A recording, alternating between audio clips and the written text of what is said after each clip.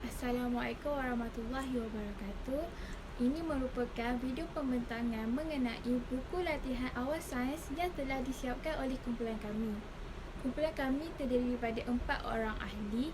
Yang pertama, Anis Fazlin, kedua, Putri Nusyairah, ketiga, Nurul Syazwani dan yang keempat, Khairani.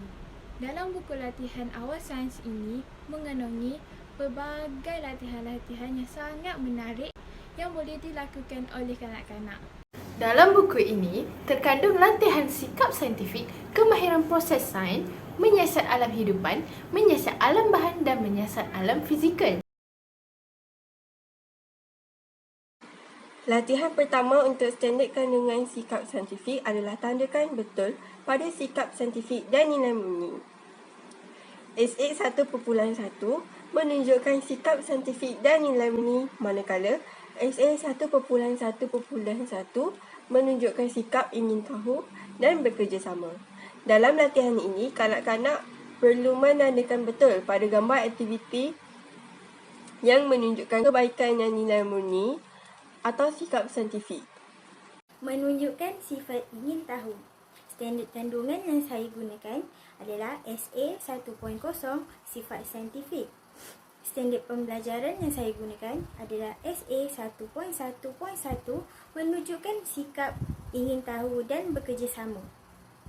Aktivitinya adalah pelajar perlu warnakan perkataan ingin tahu, tandakan right dan warnakan yang menunjukkan gambar sikap ingin tahu. Latihan pertama untuk standard kandungan kemahiran proses sains awal pula adalah tandakan right pada gambar objek yang lebih panjang.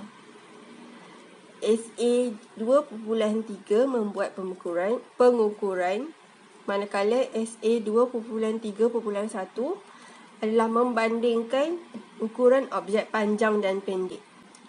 Dalam latihan ini, kanak-kanak perlu menandakan betul pada gambar objek yang lebih panjang antara 3 objek, iaitu pembaris, pensel dan mainan. Murid-murid perlu menandakan betul pada kotak yang telah pun disediakan. Latihan kedua bagi standard kandungan ini pula adalah memadankan warna kereta yang betul. SA 2.2 mengelaskan objek, manakala SA 2.2.3 mengumpulkan objek mengikut ciri yang dikenal pasti.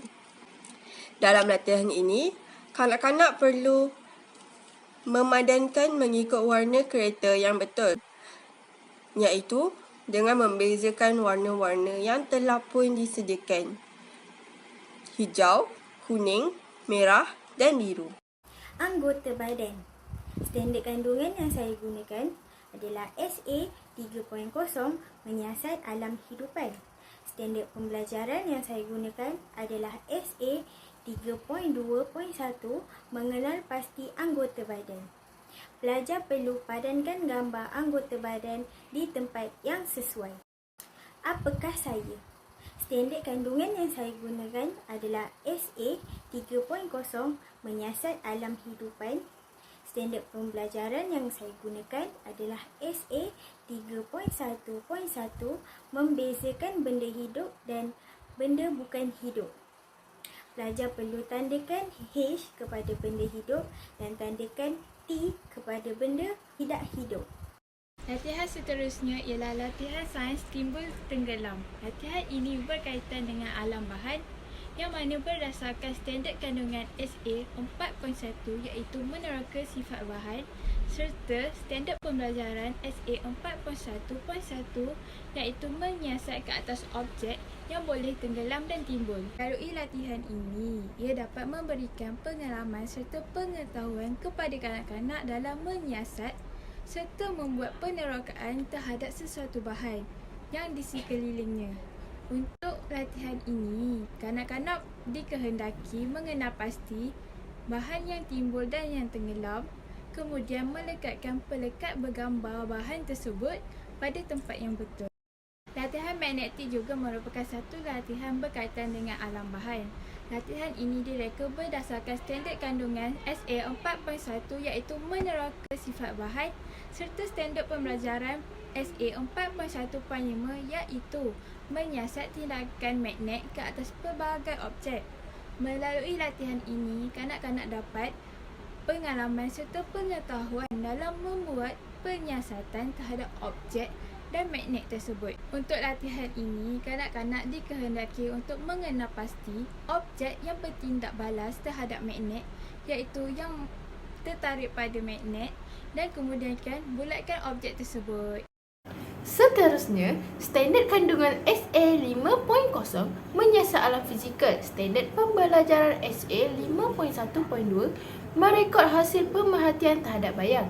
Murid perlu memadankan gambar mengikut bayang-bayang yang sesuai. Akhir sekali, aktiviti kedua, standard pembelajaran SA 5.1.4 memerhati dan menceritakan keadaan cuaca yang berbeza. Murid perlu memadankan objek mengikut cuaca yang sesuai.